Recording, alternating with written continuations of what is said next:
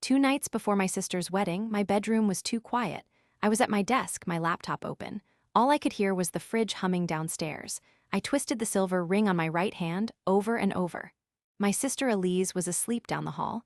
I should have been too, but my mind wouldn't shut off. On my screen was a wedding invitation. A simple digital card for a garden ceremony. It was a weapon disguised as a courtesy. I had to send it, but my fingers froze over the keys.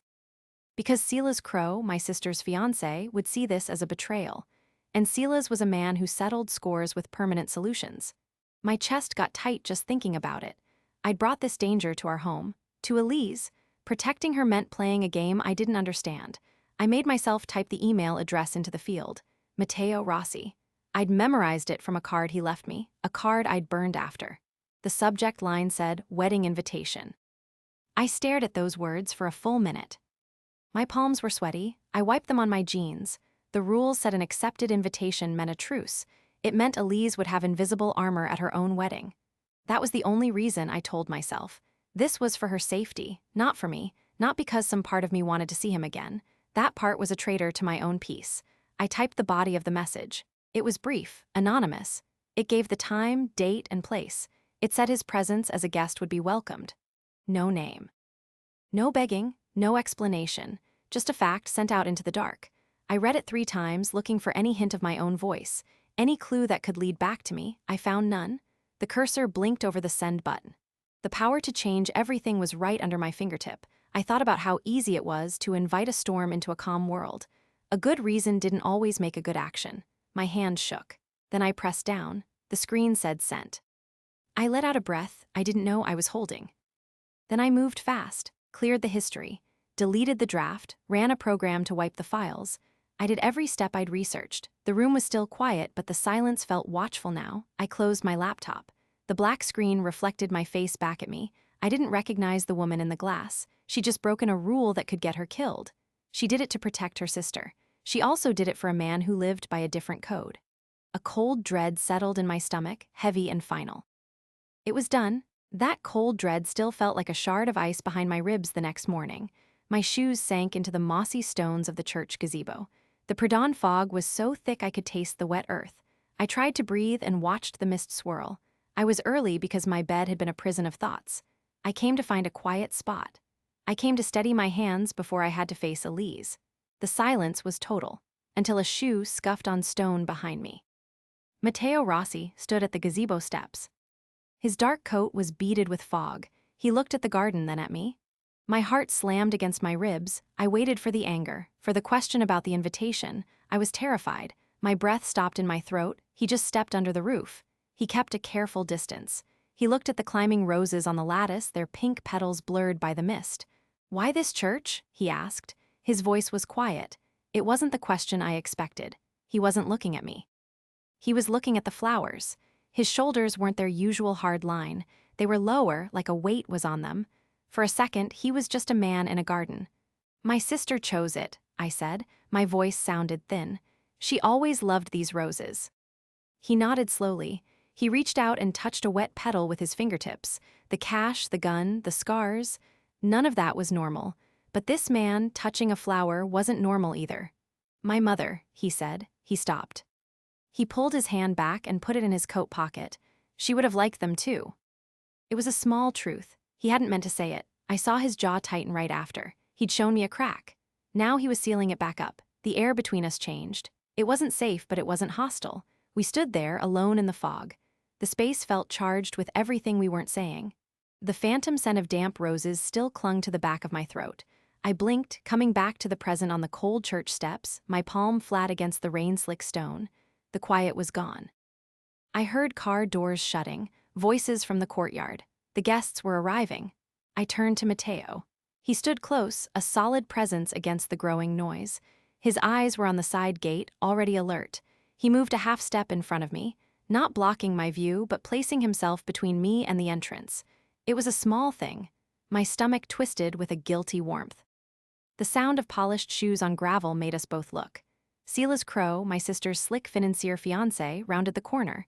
His smile was for me alone, wide and practiced. It vanished the second he saw Matteo. His steps slowed. His whole face changed. It went flat and cold the way a pond freezes over. "Clara," Silas said. His voice was pleasant, but his eyes stayed locked on Mateo. "I've been looking for you. Elise is asking for you." He didn't come any closer. He stood his ground, his hands loose at his sides.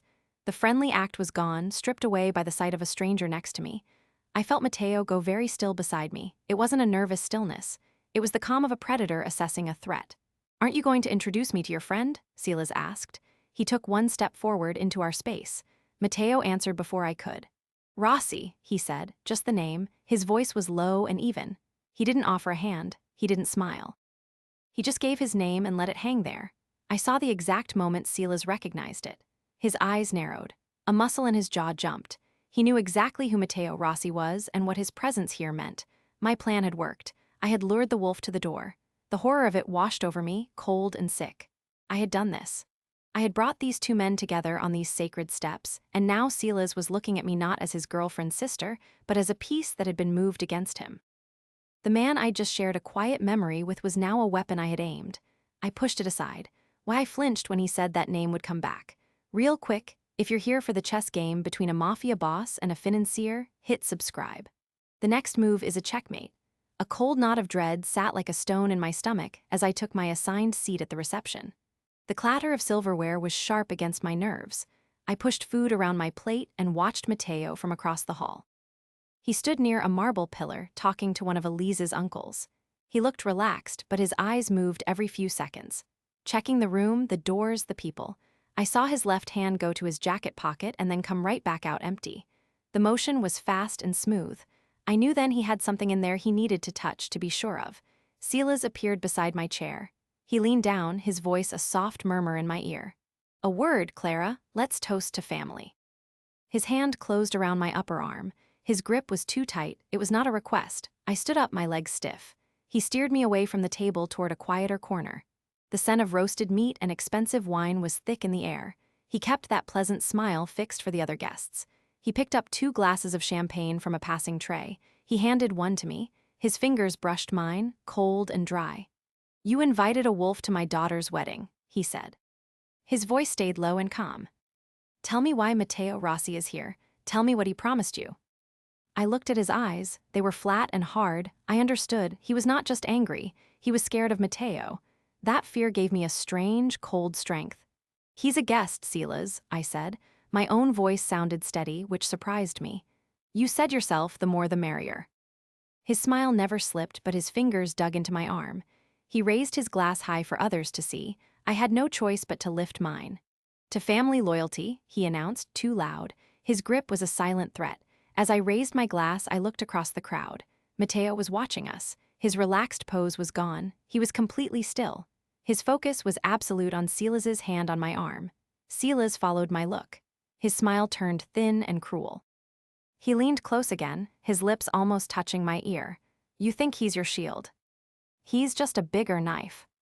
That question, why his focus was absolute on Silas's hand on my arm, sat there like something unfinished.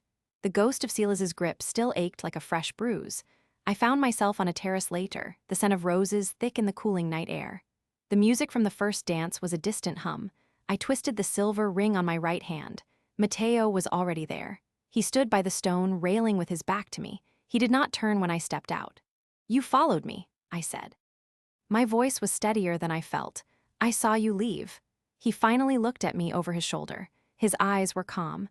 "You looked like you needed air that didn't taste like champagne and lies." He turned fully then, leaning back against the railing. He crossed his arms. The pose was casual, but his attention was absolute. "Your plan worked. Silas is scared."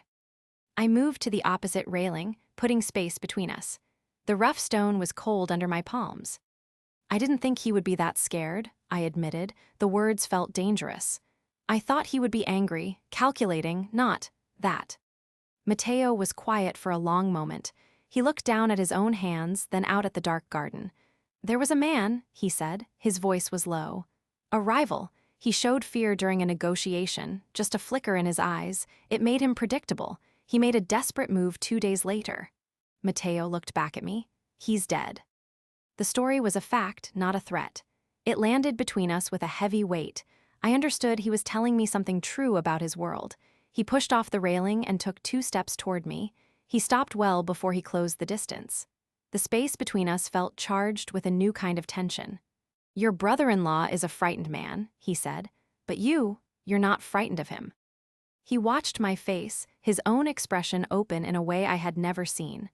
It was the vulnerability, the small crack. He saw too much.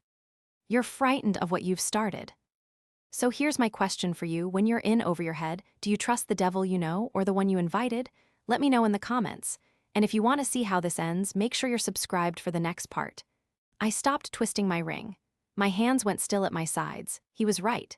The fear wasn't for Silas anymore. It was for the path I'd chosen, for the man standing in front of me, for the part of me that wanted to step closer. I held my ground. The unspoken thing hung in the rose-scented air. It was the almost moment, the decision not yet made.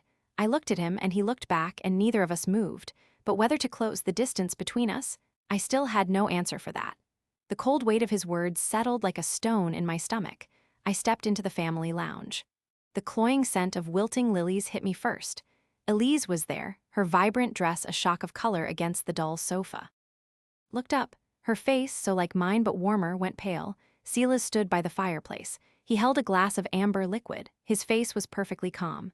"We need to talk about the guest you brought, Clara," he said. His voice was soft. I felt my hands start to shake, so I folded them together. "Matteo Rossi is a dangerous man," Silas continued. "His presence here is an insult. It is also an opportunity." He took a slow sip from his glass. Elise made a small sound of distress. I moved to stand beside her. "What do you want, Silas?" I asked. My voice was steadier than I felt. He set his glass down on the mantel with a precise click. "I want you to deliver a message for me. Tell your new friend that his operations at the docks are now mine. Tell him to walk away quietly." He smiled then, a thin stretch of his lips. "For the sake of family harmony, of course." He looked at Elise. The threat was clear. Power did this. It turned a man you shared holidays with into this. "I won't be your messenger," I said. The fear was a cold wire in my chest. Silas walked over to us. He stopped too close. He reached out and straightened the strap of Elise's dress near her birthmark. His fingers lingered. She flinched. "You brought this wolf to my door, Clara. You will manage him, or I will manage the problem you've created." His eyes held mine. I understood then why Matteo's focus had been so absolute on Silas's hand on my arm at the toast. It wasn't about possession. It was a map. It showed him who Silas believed was the weakest point. The thing he could break to get to me. My sister was that point. And here's where it gets crazy. The metallic tang of adrenaline stayed in the back of my throat for hours. I found myself in the silent, sun-drenched conservatory later that afternoon. The dry heat caught in the folds of my dress. I was trying to remember how to breathe normally. My sister's voice came from the small sitting room next door. It was thin and high. A sound I knew meant she was crying. The door was open just a crack. I moved closer without a sound. I saw Silas standing over her chair. He was a tall man who always looked like he was wearing someone else's expensive suit. "You must see how this looks," he said. His voice was smooth and patient. "Your sister brings a known criminal into our home, into our family's celebration." Elise wiped her cheeks with the back of her hand. She looked small. "Clara wouldn't do anything to hurt us. She's just lonely." Silas placed a hand on her shoulder. He did not squeeze it. The casual weight of his touch was worse than a shake. "Your loyalty to her is touching, but loyalty needs to be to our future, to the children we might have." He let the words hang in the quiet room. The threat was clear. My plan hadn't just scared him. It had shown him a new way to control me. Elise's shoulders slumped. She was breaking, and I was the cause. "I don't know what she's doing, Silas," she whispered. Her voice trembled, "but I'll find out, I promise." Silas did not say a word. His silence was his satisfaction. I pulled back from the door. The guilt was a physical sickness in my stomach. I had drawn a target on my own sister. Protecting her meant removing the threat. I knew where the ledger was. Silas kept it on him in his inner jacket pocket. He would be going to Warehouse 7B later. I had the map and data in the guest room. Matteo had the men and the means. I walked back to the main hall with steady steps. My hands were not shaking anymore. I found Matteo near the main doors. He was talking to one of his men, but his eyes tracked my approach. I saw a faint line of tension between his eyebrows. It wasn't about the security threat. It was a question about me. For a second, I felt that old, dangerous pull. I pushed it down. We need to talk, I said. My voice was low. Alone, now. The bitter taste of dread still coated my tongue as I slipped away from the house. Between the endless rows of vines, the only sound was the crunch of my own shoes on the dry soil. Twilight was turning the sky a deep purple. I just needed air that did not smell like champagne and lies. I walked deeper into the vineyard where the neat rows ended near a stand of old trees. That was when I heard a low voice ahead. It was Sila's. His soft, calm tenor was unmistakable. He was saying something about a ledger and loose ends. Then I heard a wet, choked sound that was not a voice at all. I froze behind a thick vine trunk. My heart beat hard against my ribs. I peered through the leaves. Sila stood over a man kneeling in the dirt. The man's hands were tied behind his back. I didn't recognize him. Silas held a heavy-looking pistol with a long barrel. His bland face showed no anger, only a kind of focused attention. He wasn't wearing his wedding suit jacket. His shirt sleeves were rolled up neatly. A simple question, Silas said, his voice still quiet. Where is the copy? The man on the ground mumbled something I couldn't hear. Silas sighed, a sound of mild disappointment. He moved with a terrible, efficient speed. He didn't shoot. He struck the man across the temple with the pistol. The sound was a sickening crack. The man dropped sideways into the dirt and didn't move again. I stopped breathing. My hands pressed flat against the rough bark of the vine. Silas looked down at the body. He pulled a white handkerchief from his pocket. He wiped the barrel of the gun carefully. He wasn't rushed. He tucked the handkerchief away and checked his watch. This was just a task for him, like checking an item off a list. His world had almost killed me once. It would try again. I understood then why my sister had flinched at the touch of his fingers on her birthmark. It wasn't the touch itself. It was knowing those same hands did things like this. It was knowing he could switch between them without a thought. Silas turned to go back to the house. His eyes swept across the vineyard. They passed over my hiding place, then snapped back. He stopped. He saw me. He saw the fear on my face that I couldn't hide. He didn't look surprised or angry. A small, cold smile touched his lips. He lifted the hand that held the cleaned pistol just a little in a mockery of a greeting. He stood there, waiting. I was frozen. The body lay between us in the gathering dark. The metallic taste of my own fear still coated my tongue as I stumbled backward. My shoulder blades hit the rough, sun-warmed stone of the terrace wall. Silas's eyes, from across the body of the man he just killed, held mine for a long second before he turned away. He spoke to one of his men and gestured toward the house. The message was clear. I was next. I had to move. I pushed off the wall and turned toward the vineyard. My only thought was to get to Elise. A hand closed around my upper arm. I flinched, but it was Matteo. He pulled me into the deep shadow of a large olive tree. His face was close to mine. "Don't run toward the house," he said. His voice was low and urgent. "He just sent men to find you, to find her." I tried to pull away, but his grip was firm. "My sister," I said. The words felt weak. "I have to get to her." He shook his head once. His gray eyes, usually so calm, were not calm now. They were the color of a winter storm. "Listen to me," Matteo said. He let go of my arm. He ran a hand over his face, and for a second he looked tired. It was a deep tiredness, the kind that sits in the bones. I had never seen him look that way before. I didn't know what to do with it. "Your plan worked. He sees you as a threat now, so he will use your sister to control you. Going to her plays his game."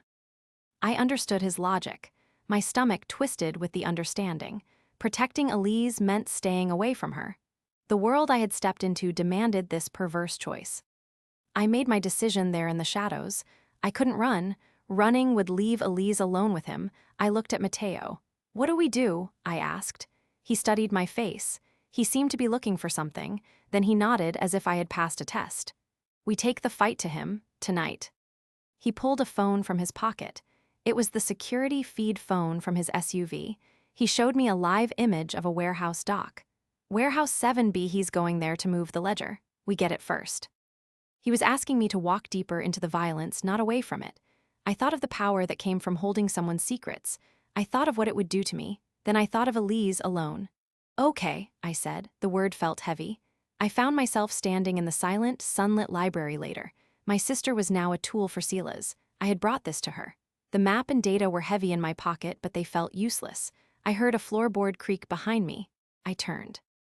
Matteo Rossi stood in the doorway, his silhouette dark against the hall light. He had a gun on his hip. He stepped inside and closed the door without a sound. "You shouldn't be alone," he said. His voice was low. "I needed air that didn't smell like champagne and lies," I said. My own voice sounded thin. He didn't move closer. He looked at the bookshelves, not at me. The knuckles on his right hand were raw and scraped. He must have noticed me looking because he curled that hand into a loose fist. It wasn't a threat, it was something else. He was tired. He saw you watching, Matteo said. You know that. I know, my throat felt tight. What happens now? Now he makes a call. Matteo finally looked at me. His eyes were a flat, cool gray. He will try to remove you from the board. I wrapped my arms around myself. The silver ring on my finger was cold. Elise is in that room with him. She is his wife, that is her armor today. He said it like a fact, not a comfort. Then he did something I did not expect. He reached into his jacket pocket. He pulled out a simple, cheap burner phone. He held it out to me. Take this, he said. My number is the only one in it. I stared at the black plastic. Why? Because you sent an invitation as a civilian, he said. Now you're an asset who saw a murder. He took one step forward and placed the phone on the reading table between us. He didn't try to hand it to me directly. He remembered how I'd flinched before. He thought it was about his world, his violence. It wasn't. It was about the touch itself on that one spot on my sister's arm, the birthmark we shared. His avoidance of my skin now was its own answer. He understood the difference between a weapon and a person. I saw it in the careful space he left. I picked up the phone. It was warm from his pocket. What do you need me to do? Go home, act normal, wait for my call. He turned to leave, then paused. And Clara, don't answer your own door. The cold dread from Silas's call still sat in my gut like a stone. I pushed open the creaking greenhouse door and the smell of rot hit me. Broken glass crunched under my shoes. I moved between the dead plants, their leaves brown and papery. I found a damp wooden bench and let my head drop into my hands. My breath came fast. I was terrified. I knew I should run, but my legs felt like lead. A shadow blocked the weak moonlight from the doorway. I looked up. Matteo Rossi stood there, his shoulders filling the frame. He stepped inside and let the door swing shut. He didn't move closer right away. He just looked at me. His gray eyes were tired. He took off his suit jacket and folded it over his arm. The white shirt underneath was wrinkled and dark at the collar with sweat. I had never seen him look less than perfectly controlled. This was different. He has men on every road out of the valley, Matteo said. His voice was low and flat. Your sister's house is being watched. Your apartment downtown is already searched. I stared at him. The reality of it was a physical blow. My chest tightened. I had brought this. You saw a blood oath broken tonight, he continued. You are now either a liability to be erased or an asset to be controlled. I need to get to Elise, I said. The words sounded weak. You will get her killed, he said. There was no cruelty in it, just a hard truth. He finally walked over and sat on the bench opposite mine, a work table between us. He rested his elbows on his knees. He looked at the floor for a long moment. My mother loved roses too, he said quietly. He didn't look at me. She was also caught between two families. She chose to run. He paused, and his next words were so soft I almost missed them. They found her. I understood then what he had muttered under his breath in the church garden. It wasn't a threat. It was a warning from history. The silence that followed was thick and heavy. I looked at his hands. They were still, resting on his knees. One thumb rubbed slowly over the side of his index finger, a small, repetitive motion. He was offering me his worst memory as my only proof. I felt a pull toward him then, a terrible warmth mixed with shared damage. He had shown me the crack. I didn't know what it meant, only that it was real. I let out a shaky breath. What do I do? I asked. You stay, he said. He finally lifted his head. For tonight, you don't run. He didn't move. I didn't either. The space between us hummed with everything we hadn't said, everything we couldn't do. I nodded once, a grim agreement. It was not a comfort. It was a pact. The cold of the greenhouse tiles had seeped into my bones. Even the SUV's heated leather seat couldn't touch the ache. Matteo's driver started the engine, and the soft hum filled the space between us.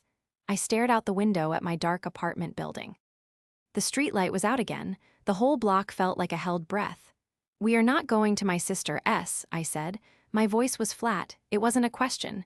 Matteo sat beside me. He'd been watching the building's entrance.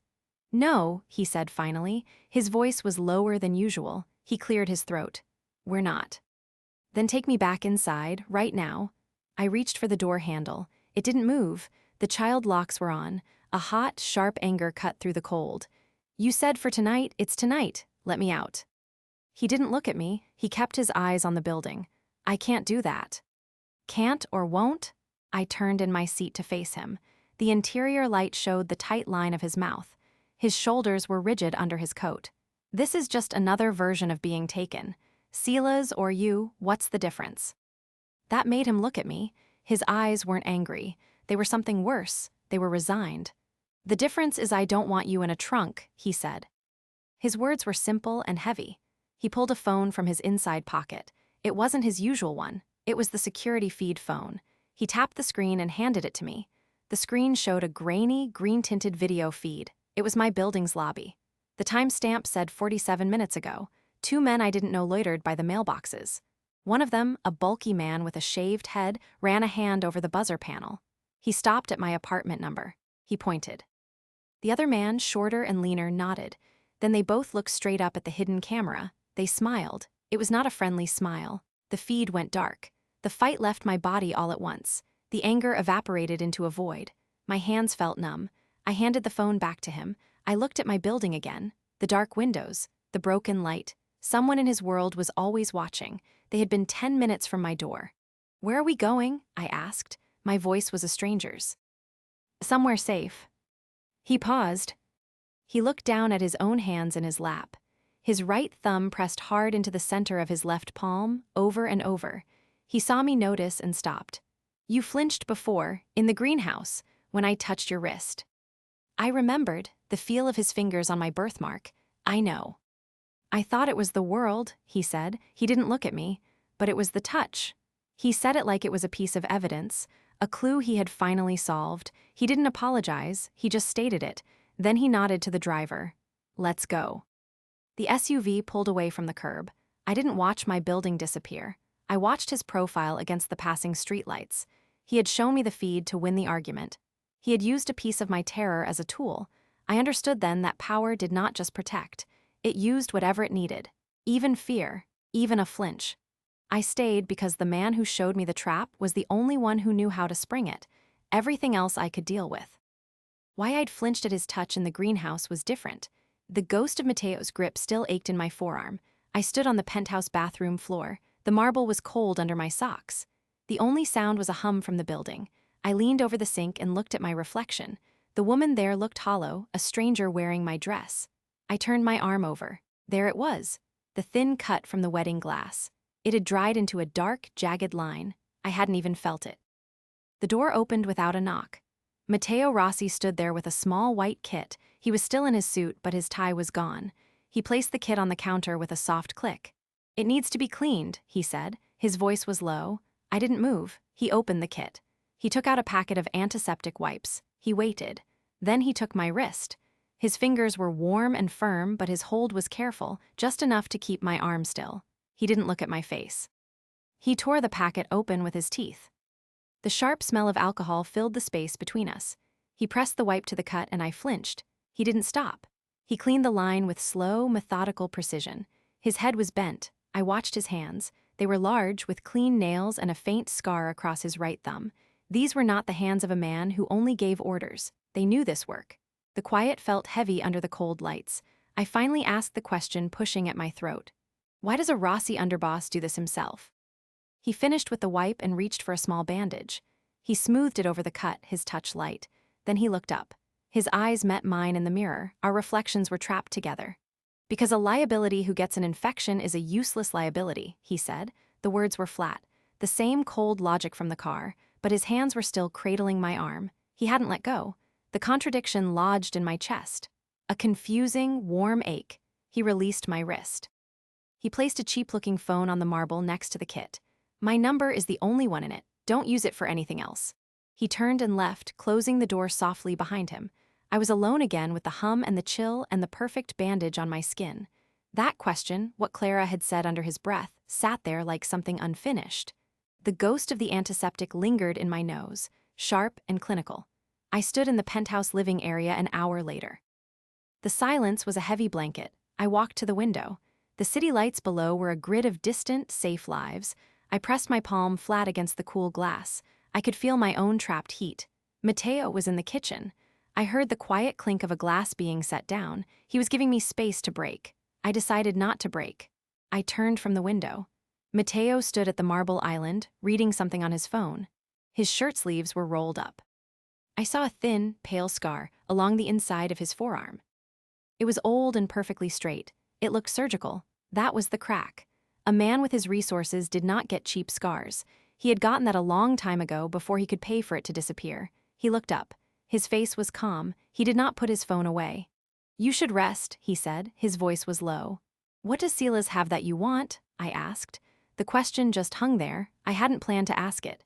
Mateo's eyes narrowed just a fraction. He set his phone down on the marble with a soft tap. He studied me. I felt my heart beat hard against my ribs. I kept my hands still at my sides. "You want me to be an asset," I said. "Assets should understand the mission." He let out a short breath. It wasn't a laugh. "A shipping route," he said finally. "My father conceded it in a truce. Silas uses it now. He moves product through it that stains my family's name." He said it like he was reading a news report, but his left hand rested on the marble. His fingers pressed down until the tips were white. He pushed away from the island and walked toward me, but stopped several feet away.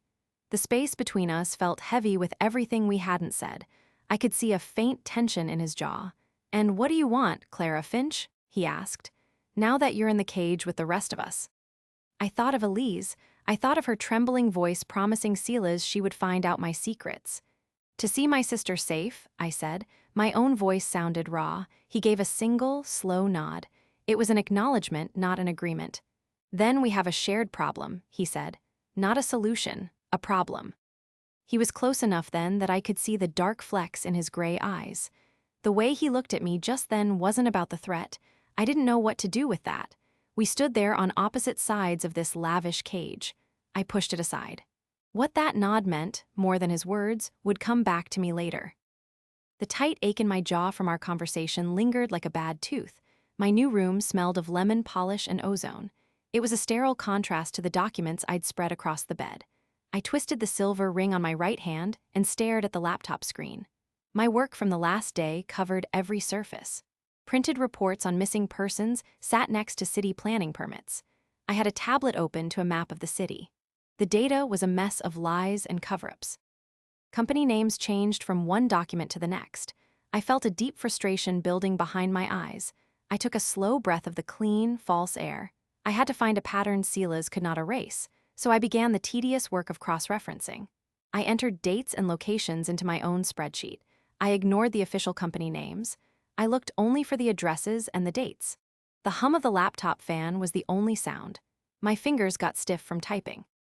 I pulled up the police database for missing persons reports. I filtered it by the last known borough for each person. I started to plot each case as a small red dot on my digital map. I did the same with the construction permits from Crow Development.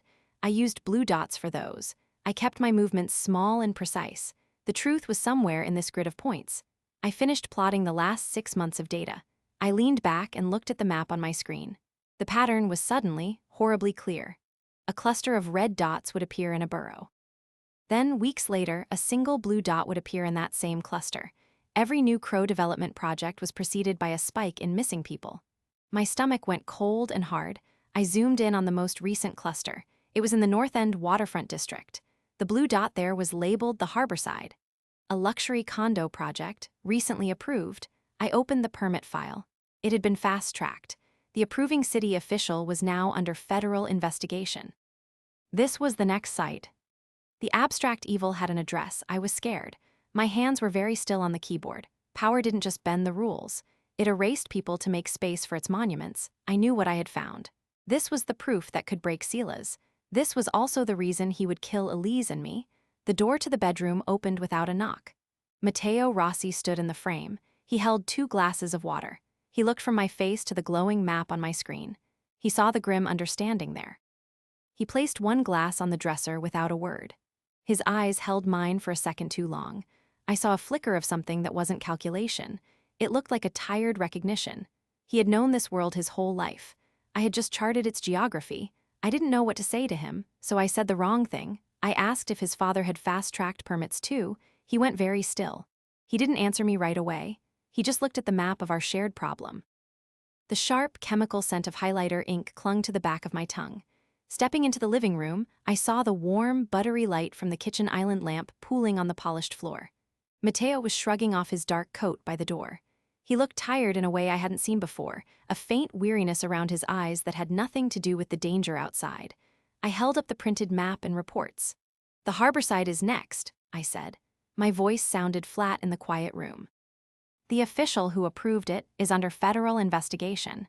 This is your proof." He walked toward me, his movements slow. He took the papers from my hands without looking at them. He dropped them on the low glass table between us. "I know," he said. The two words landed between us. "My men intercepted the shipping manifest an hour ago," he continued. "The container is already at Warehouse 7B. I felt a cold wash over my skin. He had known while I was working. He had let me find it for myself. "This changes nothing for you," he said. "Your job was to connect the dots. You did." "But you knew," I said. The realization was a hollow pit in my stomach. "You let me spend hours on this when you already had the answer." He didn't deny it. He watched me, his gray eyes steady. "Why?" I asked. "To see if you would," he said simply. "To see what you would do with the information. You could have tried to run. You could have tried to bargain with it. You brought it to me." He leaned forward, his elbows on his knees. "That nod I gave you earlier about your sister, this is what it meant." He gestured to the papers. "You proved you can be an asset, not just a problem. Assets get protected." The rest made sense. What was in the glass Matteo held back from me didn't. "Assets get used," I corrected him. My throat was tight. He didn't argue. He just held my look. And in that moment, I understood the real corruption. It wasn't the violence. It wasn't the lies. It was this. This quiet, efficient repurposing of a person. He saw my fear for Elise. He saw my love for her, and he would use it. He would turn it into a tool to bind me to his war. Whatever came next, what I would do when he finally asked me to prove my loyalty. That was the part I hadn't figured out. My skin still prickled from his stare. By dawn, I was at the safe house sink. My fingers were wrinkled in water that never got hot. I heard the front door, then his boots on the floor. I didn't turn around. I said the words to the dirty dishes. "You already knew about the harborside." My voice was flat. I walked to the table. I picked up the map and the printed data. The paper rustled in my hands. I turned and faced him. Matteo stood by the door. He looked tired. A fresh cut ran along his temple. He watched me. He said nothing. I spread the map. I pointed to the clusters of red marks.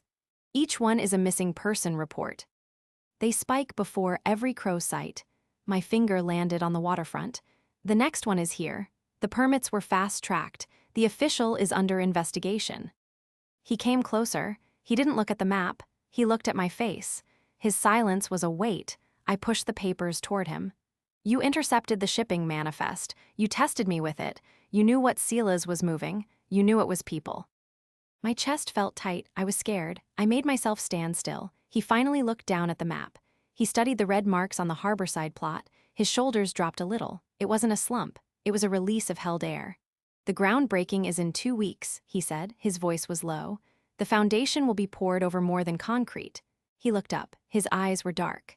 "Some sins you don't profit from.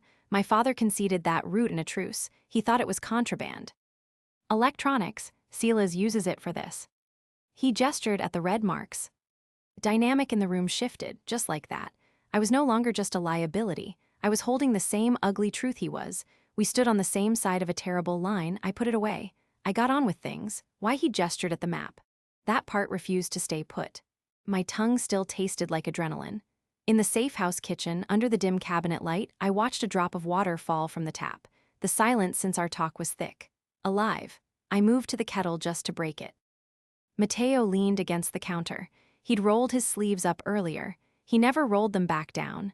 I filled the kettle. The water was too loud.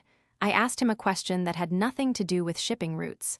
"Why do you have a first aid kit so well stocked in a place like this?" He didn't answer right away. I heard him shift his weight. When I turned, he was looking at his own hands.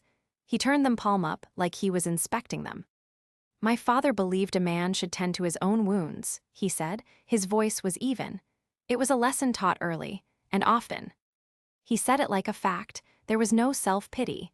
It was just a piece of the machinery that built him. I understood then. Power didn't start with territory. It started in a house where a boy learned to stitch his own skin. I placed 2 mugs on the counter. The ceramic clicked on the stone. My mother believed you hid your wounds, I said, so no one could use them against you. It was my parallel truth, offered back. He looked at me then. His gray eyes held mine in the low light. He didn't move closer, but the space between us felt smaller. The kettle whistled. I poured the water. Steam rose between our faces. I pushed his mug toward him. Our fingers did not touch. We stood there drinking the hot, bitter tea. The quiet wasn't comfortable, but it was different. It was the quiet of 2 people who had shown a scar. The warmth of the teacup still lingered in my palms. Stepping into the penthouse living room, the first thing I noticed was the air. Sterile, filtered, it had no scent at all. My personal phone buzzed on the glass table. It was a number I didn't know. I tapped the screen. A video started playing. It was Elise. She was in a concrete room. Her mouth was taped shut. Her eyes were wide with terror. Her hands were tied behind a metal pipe. The video was 5 seconds long. Then a text appeared. "Your move, little bird." My breath stopped. My heart hammered against my ribs, a hard, sickening beat. Matteo was across the room by the window. He turned at the sound of my choked gasp. I held the phone out, my arm stiff. He crossed the distance in 3 strides and took it. He watched the video once. His face went completely still. Then he threw the phone against the far wall. It shattered. "You told me your personal line was secure," he said. His voice was low and flat. "It was," I said. My own voice sounded far away. Clearly it was. He ran a hand over the back of his neck. The skin there was flushed.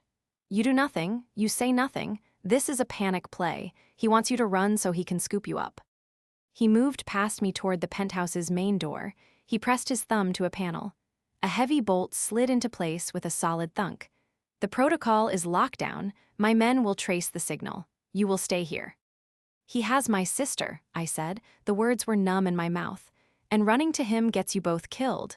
He turned to face me. His eyes weren't angry anymore. They were cold and distant. "You are an asset now. You follow orders. You stay in this room." He went to a panel by the fireplace and flipped open a cover. He keyed in a manual override code. I watched his fingers. He pressed 9307. A green light blinked. He turned to the guard outside the door. "Carlo, double the perimeter." "No one in or out on my command only." Carlo nodded and spoke into his earpiece. Matteo looked back at me. "Do you understand?" I nodded. I was scared. My hands were still, which was worse. The fear for Elise was turning into something else inside me, something cold and sharp. He saw my nod and took it for surrender. He turned away to stare at the broken pieces of my phone on the floor. I cataloged it all: the thumb lock, the code, the shift change Carlo just called for. The protocol assumed the threat was outside. It never considered the asset might want to leave. The ghost of Matteo's grip still ached in my forearm. I stared at my own reflection in the bathroom mirror. The only sound was the distant hum of the service elevator through the wall. I twisted the silver ring on my right hand. I did it until the skin beneath turned white. My own face looked back at me, a stranger who had brought a war to her sister's doorstep. I turned on the cold tap and splashed water on my cheeks. The shock of it helped. It helped me remember the code he had typed into the panel, 9307. I walked out of the bathroom. Matteo was standing by the floor-to-ceiling window, his back to me. He held a satellite phone to his ear. His free hand was pressed flat against the glass. "No," he said into the phone. His voice was low and final. "You do not move on the warehouse until I give the order. Is that clear?" He listened for a moment, then his shoulders went rigid. "Your opinion is noted. Follow the plan." He ended the call and let his hand drop from the window. He left a perfect print of his fingers on the clean surface. "You're keeping your men back," I said. It wasn't a question. He turned to look at me. His expression was closed, but the muscle along his jaw was working. He didn't answer. He just watched me. I took a step toward the apartment's main door. "Silas has my sister. Every minute we wait is a minute he has to hurt her, or worse." My voice cracked on the last word. I hated the sound of it. Matteo moved then, not toward me, but to the table where the map of the city was still laid out. "I know what he has," Matteo said. His voice was too calm. He pointed to a spot on the map. "Warehouse 7B, my sources confirmed it 10 minutes ago. He's there and he has her." He looked up at me. "Charging in now gets us all killed. It gets her killed." I shook my head. The plan was collapsing. Everything I built to protect her was failing.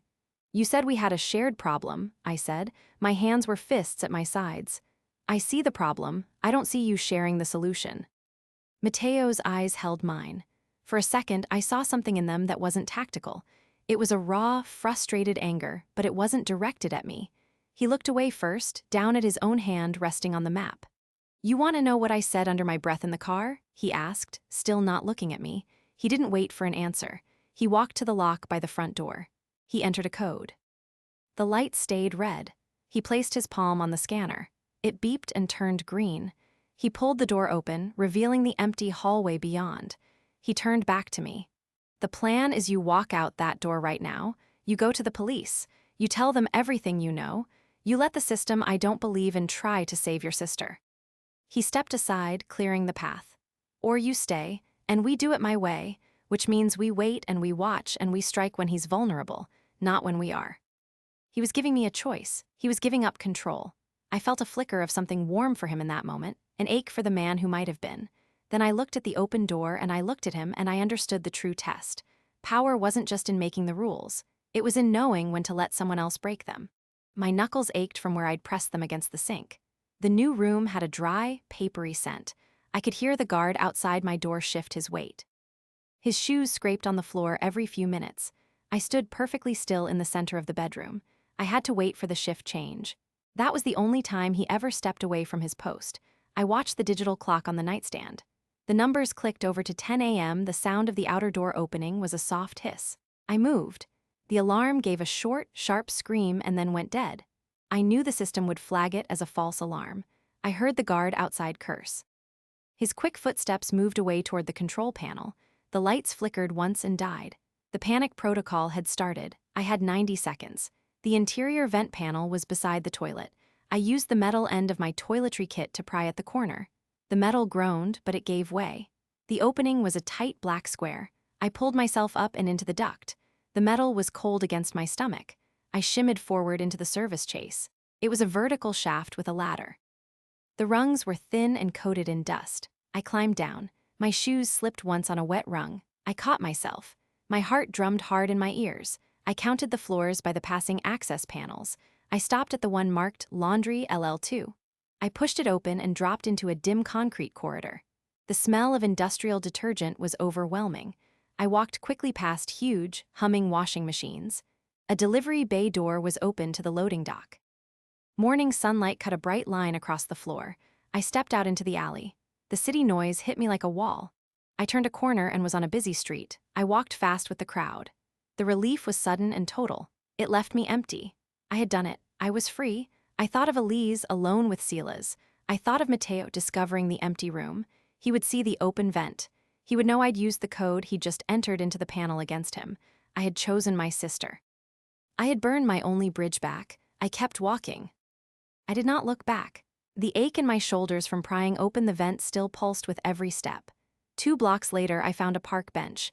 Its dew-soaked wood seeped cold through my jeans. The city was quiet and gray. I held the burner phone in my hand and watched the screen. I waited for him. He came alone. Matteo Rossi walked across the empty park grass. His steps left dark impressions in the dew. He stopped a few feet from the bench. He did not look angry. He looked tired. A faint line was pressed between his eyebrows. He wore a dark coat open over his shirt. He stood there and looked at me. He didn't say anything for a long moment. I was scared. My breath made small clouds in the air between us. Was the cage so unbearable? He asked. His voice was flat and calm. I made myself look up at him. It wasn't the cage. It was the choice you took from me. She's my sister. I told him about the cold storage warehouse near the waterfront. I listed the reasons from my research. He listened. His eyes moved over my face while I spoke. He was assessing me. He was not dismissing me. That was the thing I didn't anticipate. He processed what I said. He looked away toward the gray skyline. The muscle in his jaw moved once, a small flex and release. If we go now my way, we might save her, he said. He looked back at me. If you go alone, you will both die. That is not a threat. It is a tactical fact. Then he did something unexpected. He extended his hand toward me, palm open. It was not a grab, it was an offer. His hand was bare. I could see a thin, pale scar across the back of his knuckles. He held it there, waiting. I saw the crack in his armor. It was his willingness to stand in the cold park and follow my lead just this once. I understood why I'd felt that ache for the man who might have been. It was for the man who could offer his hand instead of taking my arm. The space between our hands was filled with mist and the terrible cost of trust. The sterile hum of the safe room's air filtration system greeted me before my eyes adjusted to the low light. Matteo was leaning over a table covered with maps and a single laptop. The blue light from the screen made the hollows under his eyes look deeper. He didn't look up when I walked in. I sat in a stiff leather chair opposite him. The only sound was the tap of his fingers on the keyboard. I watched the way his shoulders were set. They weren't tense with anger, but with a heavy focus. He finally let out a slow breath. It was the sound of a man putting down a weight. "It's confirmed," he said. His voice was flat. "The data you compiled was correct. The shipment moves tonight from Warehouse 7B. He turned the laptop toward me. On the screen was a logistics schedule. It listed departure times and cargo codes I didn't understand. My stomach tightened. My sister Elise was in that place. I had brought this to her doorstep. I made myself look at the screen. I made myself read the times. "We have a small window," I said. My voice sounded thin in the filtered air. "If we wait for your full team to mobilize, we will miss it." He looked at me then. His eyes weren't cold. They were just tired. "My father's code is clear," he said. "When you have definitive intelligence on a sworn enemy, you act, you don't wait." He said it like a simple fact. It wasn't a threat to me. It was a chain on him. I finally understood why he'd given me that code to escape his penthouse. It was the same reason. His code forced his hand. It made him move even when the move was dangerous, even when it risked me. I saw the conflict in the tight line of his mouth. He was trapped between his oath and the disaster of rushing in. His personal phone buzzed on the table. It was a different burner, not the one linked to me. He picked it up. His expression didn't change, but the skin around his eyes tightened. He turned the screen to show me. The photo was grainy and dark. It showed my sister Elise. She was inside a metal shipping container. A logo for Warehouse 7B was visible behind her. She was awake. Her face was pale with fear. The time stamp on the photo was from 1 hour ago. A text message was attached below the image. It read, "A debt paid in hesitation is a debt doubled." Matteo's hand, holding the phone, was perfectly still. I felt a scream building in my throat, but my lungs had no air. He put the phone down slowly. He looked from the photo to the maps, then finally to me. His face was a mask of grim acceptance. The invitation I'd sent him long ago had been answered. It was a death sentence for someone. I moved toward the door. The question of why he'd shown me the photo in the first place moved with me. The ghost of that cold dread still sat in my stomach like a swallowed stone. I blinked against the sickly glow of a dozen monitors in the dim cafe. The smell was burnt coffee and stale sweat. The burner phone Matteo gave me was dark and silent on the sticky table. My sister was in a shipping container because of a choice I made. I had pulled Elise into a war I barely understood. That was the fact I couldn't escape. I pressed my thumb hard against the silver ring on my right hand until the metal bit into my skin. The door to the cafe opened with a weak chime. Matteo Rossi stood there. He filled the narrow doorway in a dark overcoat. His eyes found me immediately in the gloom. He crossed the room past sleeping gamers and took the chair opposite me. He didn't speak at first. He just looked at my face. I saw a small, fresh cut along the line of his cheekbone. It was a raw, straight line. He hadn't shaved around it. That careful, personal avoidance of a wound seemed more telling than any grand gesture. His world had almost killed me once. It would try again. "You saw the photo," he said. It wasn't a question. "I saw it," I said. My voice was flat. "Silas gave us a deadline. The manifest is for a ship that leaves at dawn." He placed a folded paper on the table between us. "He'll move her with it if we don't intervene first." "So we go to the warehouse," I said. He paused. His hand, which had been resting on the table, went completely still. He looked down at the grain of the wood. "My men are already in position. The perimeter is secured." I understood then. "You didn't come here to get me. You came here to keep me from going." He looked up. His eyes were dark and direct. "It's a tactical fact. You aren't trained for this." "She is my sister." The words were too loud. A man at a nearby terminal stirred. Matteo leaned forward, his voice dropping. "And your presence is a variable I can't control. It could get her killed." He pushed the folded paper closer to me. "This is the floor plan. This is the guard schedule. This is how we get her out. Knowing is your part. Letting me do mine is how she lives." I stared at the paper. This was the answer. This was whether I would take his outstretched hand. He was offering me the plan, but not the fight. He was offering me a cage of information instead of a cage of walls. Power wasn't just violence. It was the calm, absolute decision to remove someone's choice for their own good. I picked up the paper. I unfolded it. I studied the lines that would lead to my sister. I didn't look at him. I simply nodded once. The ache in my knuckles from gripping the cafe chair persisted, a dull and stubborn echo. My boots met the concrete floor of the warehouse's loading bay. The air smelled of damp cardboard and stale motor oil. I had a few minutes at most. The city library's public computer terminal was still warm from my use. I spread the printed city plans on a dusty metal crate. My hands were steady now. I placed the cell tower data sheet beside it. The last ping from Elise's phone came from this block. Warehouse 7B took up most of it. The blueprints for the Harborside project showed the same foundation layout. My theory was right, but it was too big. I needed the exact spot. I pulled the thermal scan report from my bag. The city inspector had noted a heat anomaly years ago. I laid the transparent sheet over the warehouse plans. The shapes didn't match. The scan showed a large rectangular space in the northwest corner. The filed blueprints showed only support pillars there. The dimensions were exact. They matched a standard refrigerated shipping container, something locked in my chest and refused to move. This was the hidden space. This was where he put things he didn't want seen. I traced the outline with my finger. The proof was right there. Silas had built his fortune on graves. He had buried his crimes in plain sight, under permits he bought and officials he owned. And then I saw the timestamp on the thermal image. It was from 3 days ago. The scan showed heat signatures inside the hidden space. They were human-shaped. One was smaller, curled up. One was larger, pacing. My stomach just dropped. It was an empty, cold pit. The abstract missing persons were now my sister, and someone else. They were in that cold, dark box right then. While I was drinking coffee and reading files, Elise was in there. I finally understood why Mateo had shown me that photo, the one of Elise in the container. It wasn't just a threat from Silas. It was a test, for me. He needed to see if I would break, or if I would fight. He needed to know if I could actually find this. I had, and the cold fury that filled me then, it left no room for fear.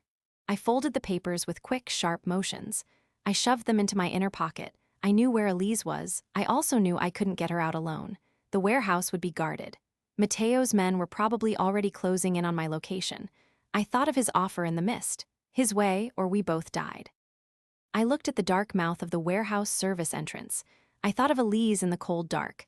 I thought of Mateo's face when he spoke of his mother, his one chance at something real. I had brought this to my sister's door. I had to be the one to walk through that door first. I started toward the entrance.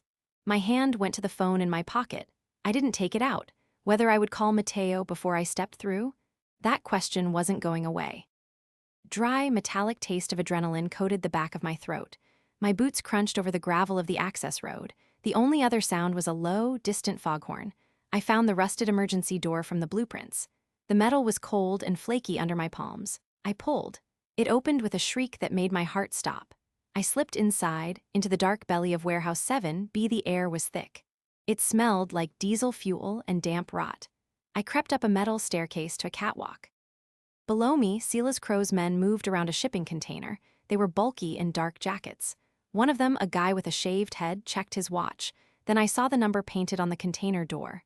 12. My breath hit my ribs. That was the one. I scanned for Elise, but I only saw guards. From the seaward side, a crash echoed. It sounded like thunder. The main bay doors burst inward. Mateo Rossi and his team flooded in. They were just shadows against the dim light. Gunfire erupted. It was sharp, deafening in the vast space. I dropped flat on the catwalk. Mateo took cover behind a forklift. I saw his profile. The hard line of his jaw was clenched tight, then his eyes flicked up, and they found me on the catwalk. His expression wasn't anger, it was pure, cold fear. A loudspeaker crackled to life overhead. Silas's voice filled the warehouse. It was smug. Cold. Rossi, I have a gift for you in container 12. Mateo's head snapped toward the container, then back to me. He shook his head once. A sharp motion. Don't move. But the guard near container 12 heard the announcement too. He drew a pistol. He started toward the padlock, ready to open it or shoot into it. I had to move. The echo of Silas's voice still rattled my teeth. I stepped into the main bay's chaos. The air was thick now. It smelled like split-open crates and gunpowder. Gunfire cracked from every direction. I saw Mateo's men, Luca in the lead, using forklifts for cover as they advanced. Silas's guards poured from a side door. They were focused on the fight, not the catwalks. My path to Container 12 was clear. I moved. My shoes were silent on the metal grating. I was halfway down the ladder when I saw him. Mateo broke from his own line. He was a swift shadow against the wall of smoke. He didn't join the firefight. He slipped behind a stack of pallets and vanished into a dark service corridor. He was leaving his men. I understood then. The huge explosion. The ongoing battle. It was all a show. A violent, expensive show to pull every guard to this room so he could go somewhere else. Alone. The cold calculation of it made my skin prickle. I dropped the last few feet to the concrete. The container marked 12 was 20 paces away. Its padlock was huge. A guard lay slumped near it. A dark pool was spreading under his shoulder. His weapon was just beyond his fingers. I was so scared. My mouth went completely dry. I couldn't look at the man's face. I crawled forward. The rough concrete scraped my palms. My fingers closed around the pistol's grip. It was heavier than I thought. I pointed it at the padlock. My hands were shaking so badly the sight just jumped. Clara. The voice came from my left. Mateo stood in the mouth of the corridor he'd entered. He must have doubled back. A streak of soot marked his temple. His gray eyes were fixed on me, then on the gun in my hands. He didn't look angry. He looked tired. A deep weariness was in the set of his shoulders. He took one step toward me. His hand came up, palm out. It wasn't a threat, it was a plea. He said my name again. Softer. You don't have to do that. My ears still rang from the blast of the bay doors. A high-pitched whine sat under the silence. I pressed my back against the mop handles in the dark closet. The chemical tang of industrial cleaner was thick in my throat. I counted to 60. The gunfire from the main floor was distant now, sporadic thunder. I had to move. I eased the closet door open a crack. The office hallway was empty. It was lit by the red pulse of an alarm light. I stepped out. The floor was sticky under my shoes. Someone in his world was always watching. I knew that now. I moved toward the warehouse floor, toward Container 12. The scene was pure chaos from behind the pallets. Men I didn't know were firing from behind forklifts and crates. And right in the middle of it all, like a dark sun, was Silas Crow. He stood by the open doors of a refrigerated truck, shouting orders. He was a thin man in an expensive coat. He looked like a banker directing a riot, and he was winning. His men had the numbers. I saw Luca, Mateo's second, go down hard, clutching his leg. The power here was absolute. You could see it in the way Silas stood there, untouched, while other men bled for him. It poisoned everything. Then I saw Mateo. He came out of a service corridor maybe 30 feet from me. He didn't join the firefight. He moved with this silent, scary focus straight toward Silas. I could see the strain in his shoulders, a tiredness way deeper than just this fight. He raised his gun, but before he could pull the trigger, Silas turned. He saw him. He didn't go for a weapon. He smiled. Then he yanked open the door of Container 12 and shoved someone out into the open. It was Elise. My sister stumbled, her hands tied, silver tape over her mouth. Silas pulled her back against his chest, using her as a shield. Mateo's aim didn't waver, but his whole body went completely still. I finally understood why his outstretched hand had trembled back in the gazebo mist. It was the weight of the choice, not the fear. It was knowing he might have to aim through her to end this. I didn't think. I just acted. I had the gun I took from the container. I stepped out from behind the pallets. I didn't look at Mateo. I looked right at Silas. Let her go. My voice was flat and too loud in a sudden lull of the gunfire. Silas's eyes found me. They lit up with a cruel kind of interest. Mateo said my name, just one sharp word. It wasn't a command. It was a warning, and it held this ache right in the middle of it. Silas adjusted his grip on my sister. He smiled at me, then at Mateo. You brought a civilian to a war, Rossi, he said. Now watch what that costs. That question, what that ache in Mateo's voice really meant, just hung there, unfinished. Everything after that happened in flashes. The ghost of that stifling dark still clung to the back of my throat like swallowed dust. My new desk in the surveillance room was cold under my forearms, the blue glow from the monitors making everything look sterile and dead. The gunfire from the main bay was just a distant tapping now. I was watching a screen showing the empty corridor outside the supply closet, waiting for my moment to move. The door behind me opened without a sound. A hand clamped over my mouth before I could gasp. I went rigid. Mateo leaned in close. His suit jacket was gone, his white shirt smeared with grime. He took his hand from my mouth and put a finger to his lips. His eyes were already scanning the monitors over my shoulder. I was furious. My whisper was tight in the small space. "You were supposed to be the diversion." "The diversion worked," he whispered back, still watching the screens. "Your plan was a suicide run. The path to 12 is covered." "I don't care, it's my sister." He finally looked at me. The controlled mask he always wore was gone. In its place was just a raw, tired focus. "I know, that's why I'm here." We stood there arguing in hushed tones in the blue dark. He laid it out. 2 of Silas's men were posted at the container's main door. My route was a dead end. His route was a service crawl space. I hated that he was right. I hated that I needed him. My shoulders just slumped. I asked the thing burning in my chest, "Why override me? Why not just let me run into the fire?" Mateo was quiet for a long time. He watched the static on an empty monitor feed. When he finally spoke, his voice was low and rough. It wasn't a boss giving orders. "My father called a debt a chain. You pay it and you break the link." He turned his head toward me. The blue light cut sharp lines across his face. "If I lose you in this, the chain wraps around my own neck. Forever." I got it then. The ache in his warnings wasn't about control. It was about a weight he refused to hand off to someone else. The debt between us had twisted into something else. It was a shared burden now. I gave one sharp nod. He moved to a wall panel and pried it open with his fingers. The opening was a black square just big enough to crawl through. He gestured for me to go first. As I bent to enter, his hand brushed the small of my back. Just for a second. It wasn't a push. It was a steadying point of contact in the dark. He followed close behind, his presence a solid wall of heat at my back. We didn't speak again, everything else I could deal with. Why his hand had steadied me before I crawled through? That was different. The lock gave that soft, final click. He didn't push the door open. His hand stayed there, flat against the cold steel. He looked at me, and it wasn't the look of a boss weighing an asset. It was something simpler, and so much worse. "You should let me go first," he whispered. I shook my head. "She's my sister." I saw his throat move as he swallowed. He looked away first. He conceded. That small surrender scared me more than